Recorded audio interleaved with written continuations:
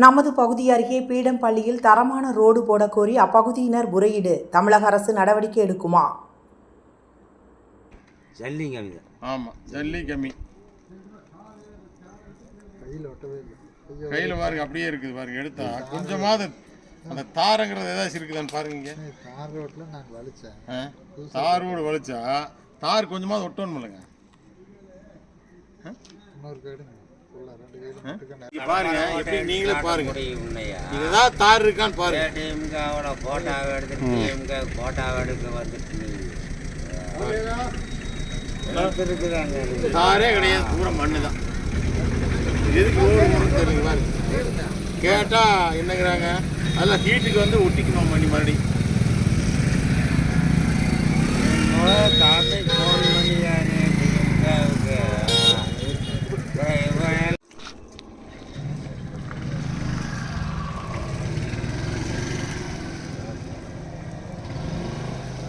தாரே இல்லைங்களா? தாரே இல்லை, ஜல்லி இல்லாமல்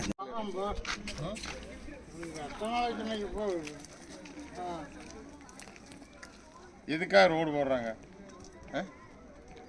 ரோடு போடாமல் விட்டுருலாமே. நீ பிளாக் பண்ண போகிறாமா?